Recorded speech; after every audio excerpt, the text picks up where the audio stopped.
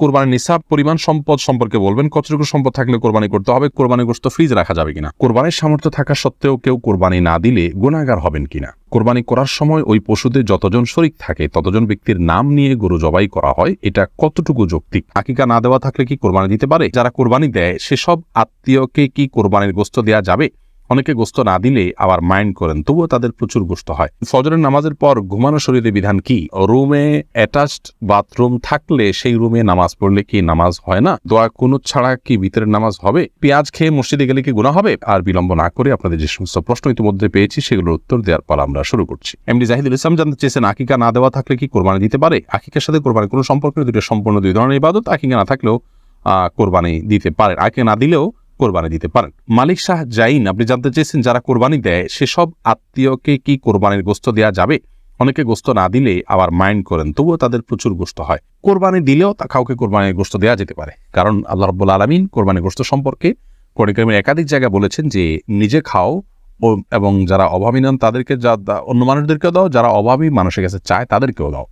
তার মানে এখানে আত্মীয় স্বজন যারা সলভেন্ট আছেন, আত্মীয়তার বন্ধন স্বরূপ তাদের জন্য কিছু হাদিয়া আপনি পাঠাতে পারেন, এতে কোনো দোষের কিছু নেই। ফাহাদ ফাতেমা জানতে চেয়েছেন, ঘুমের কারণে ফজরের নামাজের সময় উঠতে না পারলে যখন ঘুম ভাঙবে সাথে সাথে কি নামাজ পড়ে নিতে হবে, নাকি ফ্রেশ হয়ে আস্তে ধীরে পড়া যাবে।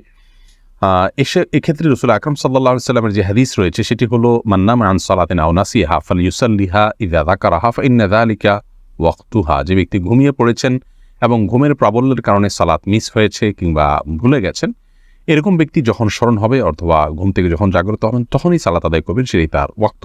অবশ্যই তিনি ফ্রেশ হয়ে সালাত আদায় করবেন, ফ্রেশ হওয়ার সালাত আদায় করতে পারবেন না, কিন্তু ফ্রেশ হওয়ার মানে এই নয় যে ঘন্টাকে ঘন্টা তিনি অন্য স্বাভাবিক কাজকর্ম করে বেড়াবেন আর সালাতকে বিলম্ব করবেন, বরং তার উচিত হবে খুব দ্রুততার সাথে ফ্রেশ হয়ে সালাত আদায় করে নেওয়া। এরপরে মাজাহুল ইসলাম জানতে চেয়েছেন, হারানো টাকা কি করব, মালিককে অনেক খোঁজাখুঁজির পরেও পাই নাই, যদি পরিমাণ অনেক অল্প হয় আপনি গরিব হলে আপনি নিজে খেয়ে ফেলতে পারেন অথবা অন্য কাউকে দান করে দিতে পারেন, আর যদি অনেক বেশি হয় তাহলে যথেষ্ট খোঁজাখুঁজি করার পর, যথাযথ উপায়ে খোঁজাখুঁজি করার পর, বিজ্ঞপ্তি দেওয়ার পর, আশেপাশে ঘোষণা দেওয়ার পর কোনোভাবে পাওয়া না গেলে পাওয়ার আশা ছেড়ে দিলে আপনি এই টাকাটা কোনো গরিবদেরকে দান করে দিতে পারেন। আপনি নিজে অভাবী হলে আপনি নিজেও এটা ভোগ করতে পারেন, তার পক্ষ থেকে সবটা তার পক্ষে যুক্ত হবে ইনশাআল্লাহ। এমডি সোহেল জানতে চেয়েছেন, কোরবানির গোশত ফ্রিজে রাখা যাবে কিনা। হ্যাঁ, কোরবানির গোশত ফ্রিজে রাখতে পারেন, কোনো অসুবিধা নেই, তবে ফ্রিজে রাখার উদ্দেশ্যেই যেন কোরবানি না হয়। কোরবানি করার পর গোশত থাকলো থেকে গেল সেগুলো রেখে দিলেন ফ্রিজে, অসুবিধা নেই। ইসমাইল দেওয়ান জানতে চেয়েছেন, পেঁয়াজ খেয়ে মসজিদে গেলে কি গুনাহ হবে। পেঁয়াজ বলতে কাঁচা পেঁয়াজ যদি খান, কাঁচা পেঁয়াজ খেয়ে সেই অবস্থায় মসজিদে যাওয়া নিষেধ, হাদিসে স্পষ্ট নিষেধ আছে। তার কারণ হলো মসজিদে ফেরেশতা থাকে, অন্য মানুষরা আছেন, কাঁচা পেঁয়াজ খেলে মুখে দুর্গন্ধ হয়, সে দুর্গন্ধ নেই মসজিদে গেলে আশপাশের লোকদের কষ্ট হবে, ফেরেশতাদের কষ্ট হবে, সেজন্য হাদিসে নিষেধ আছে।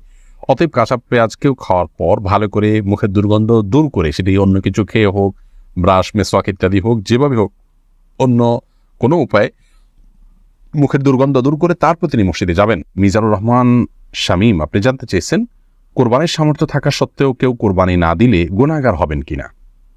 উত্তর হলো, কোরবানির সামর্থ্য না থাকা সত্ত্বেও যদি কোরবানি না দেন তাহলে তিনি গুনাহগার হবেন। ইমাম আবু হানিফা রাহিমাহুল্লাহ তাঁর মত অনুযায়ী যেটিকে ফলো করেন আমাদের দেশের বেশিরভাগ উলামা ইকরাম, আর আরাবিয়ান স্কলারদের মধ্য থেকে সৌদি আরবের উলামা ইকরাম বিশেষত, তাদের এক্ষেত্রে দৃষ্টিভঙ্গি ভিন্ন রকম। তারা মনে করেন কোরবানি এটি একটি সুন্নাহ আমল, যার কারণে কোরবানি যদি কেউ সামর্থ্য থাকার পরও না করেন তাহলে তিনি সুন্নাহ তরক করলেন, একটি সুন্নাতে মুআক্কাদা বা গুরুত্বপূর্ণ একটি সুন্নাহ তরক করলেন, সন্দেহাতীতভাবে তিনি ক্ষতিগ্রস্ত হলেন, কিন্তু তিনি বড় ধরনের কোনো গুনাহগার হলেন না। যেমনটি আমাদের দেশের উলামা ইকরাম মনে করেন ওয়াজিব তরক করার গুনাহগার হবেন সামর্থ্যবান ব্যক্তি কোরবানি না দিলে। আমাদের দেশের উলামা ইকরামের দলিলটি অত্যন্ত সমৃদ্ধ। এক্ষেত্রে নবী সাল্লাল্লাহু আলাইহি ওয়াসাল্লাম বলেছেন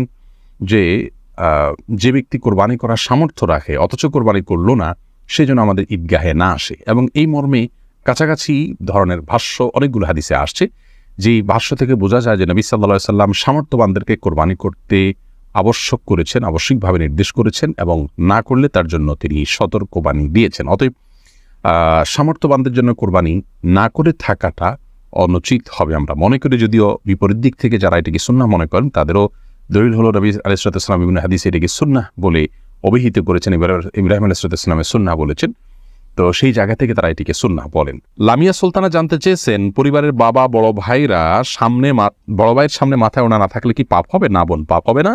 আপনার বড় ভাই বা বাবার সামনে মাথার ওড়না না থাকলেও পাপ হবে না, কিন্তু ফিতনার এই যুগে যথাসম্ভব আপনি মাথার উপরে ওড়না বা কিছু দিয়ে রাখতে পারলে ভালো, কিন্তু আপনার চুল দেখা গেলে অবশ্যই পাপ হবে না, কোনো অসুবিধা নেই। ফাতেমা ইসলাম জানতে চেয়েছেন, রুমে অ্যাটাচড বাথরুম থাকলে সেই রুমে নামাজ পড়লে কি নামাজ হয় না?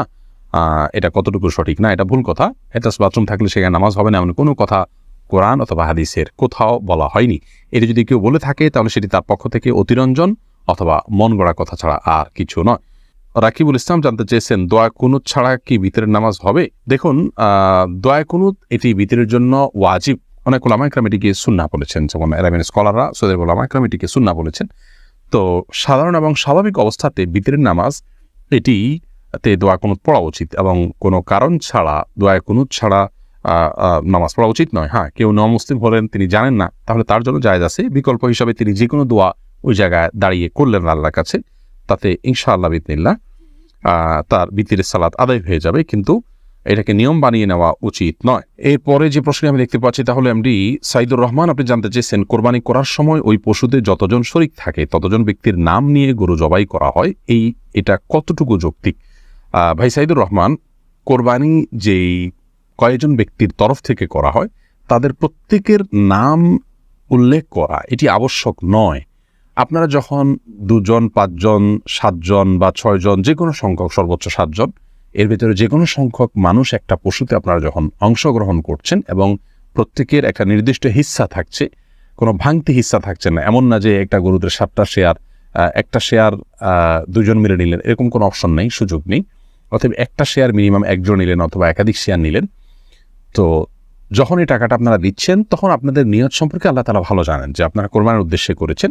এখানে আলাদা করে তাদের নাম উল্লেখ করতে হবে, জপতে হবে, এমনটি আবশ্যক নয়। যদিও কোরবানি করার পর এটি বলা সুন্নাহ যে আল্লাহ, এই কোরবানি যেটি হলো এটিকে অমুক অমুক অমুক ব্যক্তির তরফ থেকে আপনি কবুল করে নিন। এভাবে যদি উচ্চারণ করা যায় ভালো, আর না হলে এভাবে সংক্ষেপে বলা যেতে পারে, আল্লাহ, আমরা যারা এই কোরবানিতে শরীক হয়েছি তাদের সবার তরফ থেকে আপনি ঠিক কবুল করে নিন।